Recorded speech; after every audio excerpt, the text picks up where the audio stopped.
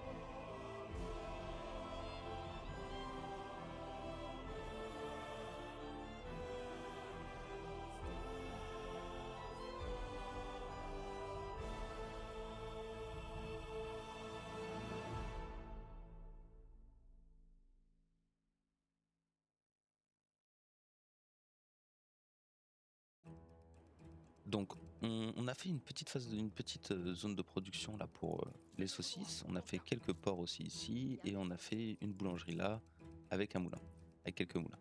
Il faut savoir que ça ne couvre pas mes besoins pour le moment, hein, parce que si on regarde dans mes productions, on va voir qu'en saucisse j'en produis 2 et j'en consomme 13.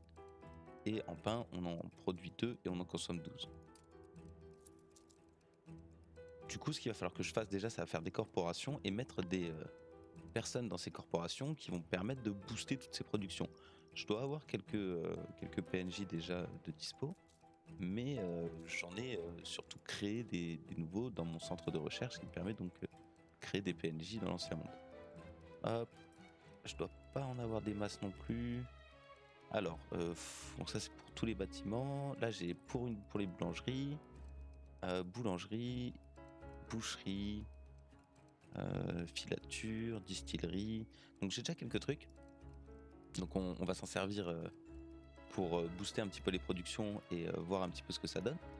Et donc surtout, on a décoré toute notre zone d'artisans. Donc vraiment, contrairement aux ouvriers où on a fait une zone un peu portuaire avec beaucoup d'eau, qui va peut-être s'étendre un petit peu sur le bord de la plage ici. Ici, on est resté sur quelque chose d'un peu plus naturel, avec des arbres, avec des promenades. Il y a une grande promenade centrale avec une grande allée et des cerisiers.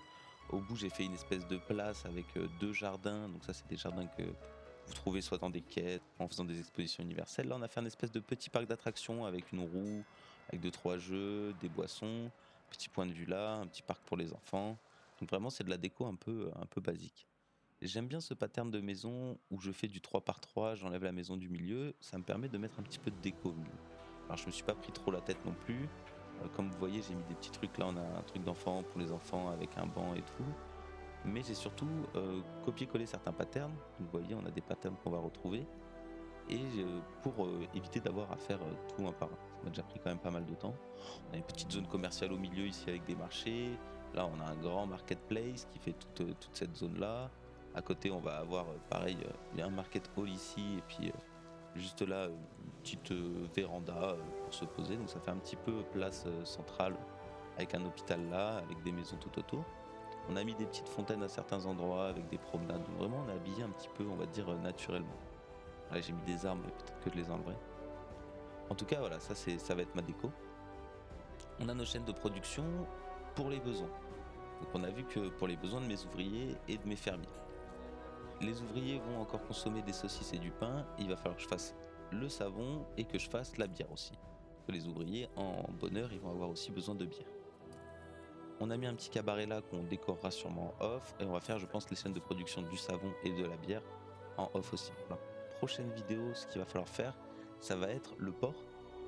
Donc déjà, ici, j'ai réaménagé cette zone portuaire en off. Je l'ai décoré parce qu'il fallait mettre les pêcheries et du coup, je l'ai décoré. J'ai mis quelques dépôts ici. Donc je pense que la prochaine vidéo, on fera donc le quai principal. On réaménagera par ici. On aura la zone touristique vraiment qui va être au milieu, le quai principal, quelques dépôts et surtout, on va venir commencer à créer vraiment nos usines ici qui vont être importantes. Ça va être donc le métal, ça va être les fenêtres. Vu qu'on a nos artisans, on va pouvoir faire donc des vitres, etc. On va faire nos métals, nos fenêtres, peut-être commencer à faire un peu de laiton, etc. Pour commencer vraiment à faire l'industrie. Ce sera peut-être le thème de la prochaine vidéo, ce sera de faire un petit peu l'industrie qui nous manque. En attendant, moi je vais faire donc comme je vous disais le savon, la bière aussi qui va sûrement être dans le coin. Il faut que je trouve un endroit pour arriver à caler des corporations ou que j'intègre par exemple là je peux mettre une corporation, on n'a rien de superposition, c'est dommage. J'espère que la vidéo t'a plu. N'hésite pas à me laisser tous tes avis en commentaire et toutes tes suggestions. Tu peux laisser un pouce bleu aussi et venir follow la chaîne, ça soutient. Moi je vous souhaite une très bonne journée et je vous dis ciao.